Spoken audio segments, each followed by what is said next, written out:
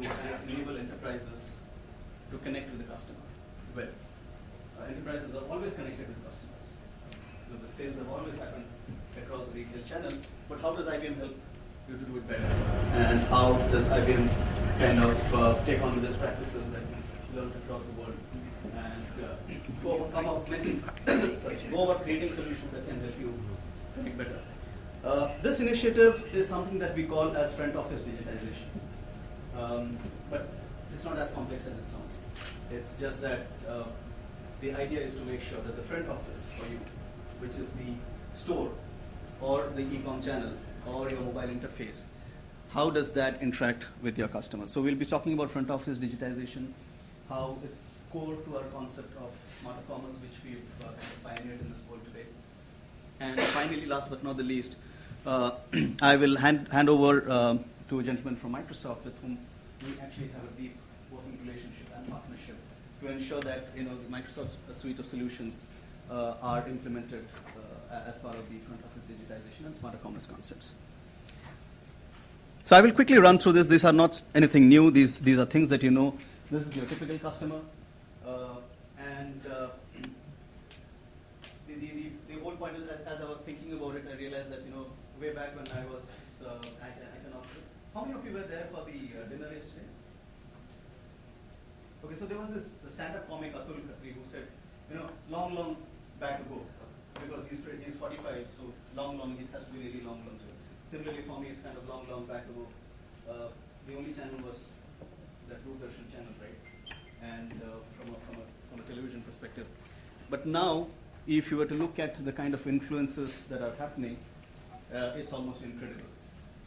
And anything and everything that we do is out there in the digital space as a comment or as an estimation of what's going to happen next. So incredibly complex world. So when as an enterprise you are dealing with this lady at the center, it is not a one-way channel.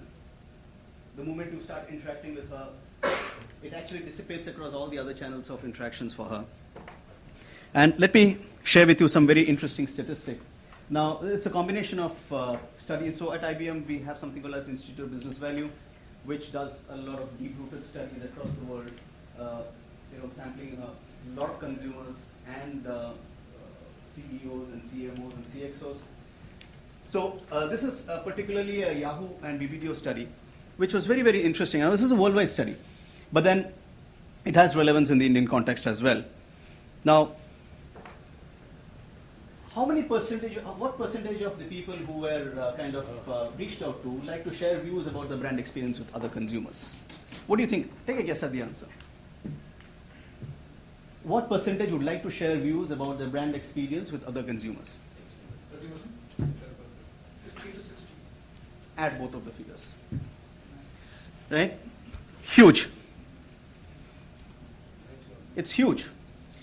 Okay, we'll do a reality check in India. What do you think this figure will be? I don't know. Could be higher as well, right? Because we are a much more social lot. I mean, we are not e-social, but we are the other logical social part of it, right? Okay, the second one. What percentage of consumers received advice through a social site about an upcoming purchase? So typically they tweet, right? You know what, I'm going in for a 40-inch LED. What do you think? What percentage of people do you think did this? 30 to 50? Right? Huge. And this will increase in India primarily because of two reasons. The past 16, 17 years that I've been around, I've seen a shift from the focus from being from food to non-food, the spend from food to non-food. So if you look at statistics which are available and you see the contribution of the food and non-food categories across years, you will see the contribution of the food category decreasing over years and the non-food increasing. And that's primarily because of the fact that we've got some excellent products coming out. We've got easy acquisition schemes, EMI schemes.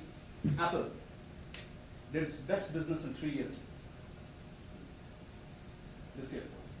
The mobile store was at the top of the heap in terms of selling Apple phones thanks to the EMI scheme that they had. Now you can get anything and everything almost on EMI, right? The last one. what percentage found it influential in their buying decision? So while they did their own studies, they relied on their own intellect. There is this group of people who are so empowered, who are so socially mobile, that they rely on the advice that they get for the buying decision. What percentage do you think this category is?